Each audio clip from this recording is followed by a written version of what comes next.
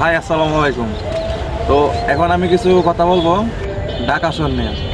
তো আমরা যে জায়গায় বাস করি বর্তমানে, যে প্রতিষ্ঠানে বাস করে আমরা অফিসে যাওয়ার রাস্তা দিয়ে যাওয়ার সময়, যে জায়গায় আমরা 2017-18-তে যাইতাম, আমরা 2-3 মিনিটে সেখানে যাওয়া লাগে 20-25 মিনিট সময় লাগে যাইতে।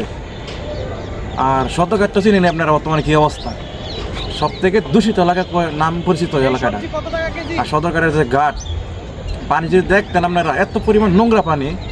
যারা বিদেশি পর্যটকরা আসে এখানে, তারা সবসময় বাংলাদেশের পচাইতে হয়ে যায়। কেন রে ভাই, বাংলাদেশে পচাবো কেন?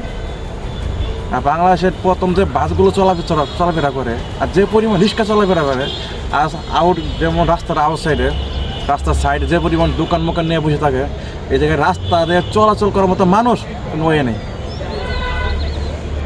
এত পরিমাণ দূষিত এলাকা করছে। ড্রেনগুলো দেখেন, বাংলাদেশের ড্রেন পালাস থেকে শুরু করে বাংলাদেশের লেকগুলো দেখেন কী পরিমাণ ময়লা পানি, দূষিত পানি।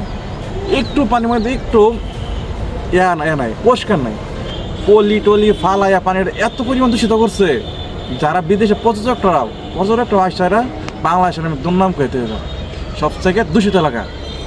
এইখানে ওইখানে অ্যাক্সিডেন্ট হয়, এইখানে পকেট মার হয়, সেকেন্ড মানুষ মারা লাই। বাংলাদেশে সম্ভব এগুলো।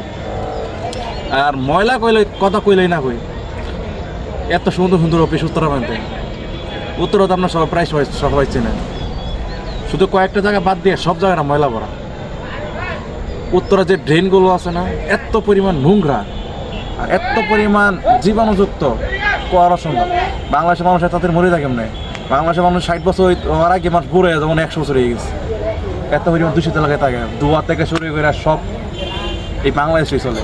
প্লাস ঢাকা শহরে, এই ঢাকা শহরে তো আপনারা বুঝতেই আছেন কী পরিমাণ দূষিত। এই ঢাকা শহরে ময়লা পানি থেকে শুরু করে অল এভরিথিং সব কিছু। আর কোনো পুষ্করণী নাই, এমন কোনো লেক নাই যে পাইবেন যে একটা লেকের মধ্যে পানি ভালো আছে। আর এই জায়গায় যদি কেউ মারা পড়ে যায়, আমি একটা কথা কই আপনারা, হয়তো আপনারা জানেন যে কিছুদিন আগে মেট্রোতে একটা পড়ে গেছে, রাবার পড়ে গেছে। একটা রাবার পড়ে গেছে প্রায় 300 কিছু জনের। এই রাবার পড়ার সাথে একটা লোক মারা গেছে। বাংলাদেশে কী পরিমাণ লোক আছে আপনারা যা বলেন। আর হ্যাঁ, আর আমরা আরেকটা কথা কই, কৌশল উত্তরা এই যে রাজলক্ষ্মী যে কৌশল আছে, এই কৌশলরা যে ব্রিজটা আছে, রাজলক্ষ্মী যে ব্রিজটা পার হইতেই আগে মিনিমাম সময় লাগতো আপনার 1 থেকে 1.5 মিনিট। আর সেইখানে এখন লাগে 15 মিনিট। কী পরিমাণ মানুষ চলে এখানে বুঝেন। আর কী পরিমাণ এই জায়গায় চা আউটের দোকান, কী পরিমাণ দোকান নিয়ে মানুষের রাস্তাঘাটে বেরিয়ে বসছে। মানুষের একটু তো যে রাস্তা রাখার দরকার, যে মানুষ ইজিলি যাইতে পারে, আসতে পারে, বুঝতে লাগে, তাই না? হ্যাঁ, একটা রিক্সাওয়ালা বলছিল যে যদি কোনো ব্রিজের থেকে একটা ব্লুয়া পড়ে যায় তাহলে একটা মাস মেরে যাবে। এত পরিমাণ লোক বাংলাদেশের মধ্যে, জ্যামজট থেকে শুরু করে বাসের জ্যামজট শুরু রিক্সার জ্যামজট। আর এখানে ওইখানে মারামারি, বিশৃঙ্খলা, পুলিশের কোনো আইন কিছু নাই। পুলিশ যারে দেখবো তার কিছু টাকা মেকেনে তারা ছেড়ে দেবো, কোনো বিশৃঙ্খলা। সব জায়গায় বিশৃঙ্খলা, সব জায়গায় সুদ ঘুষ, টাকা পয়সা সব চলে।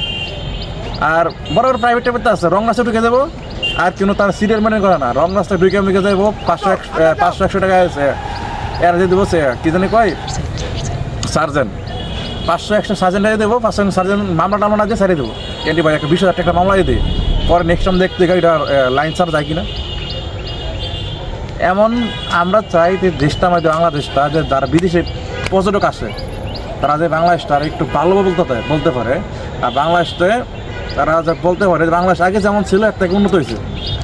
সামনে নির্বাচন জানেন, তো আমরা চাই নির্বাচনে যে পাস করুক। তো আমরা চাই বাংলাদেশের সামনে যে নির্বাচনে যে পাস করুক, যে দেশটা ভালো হয়।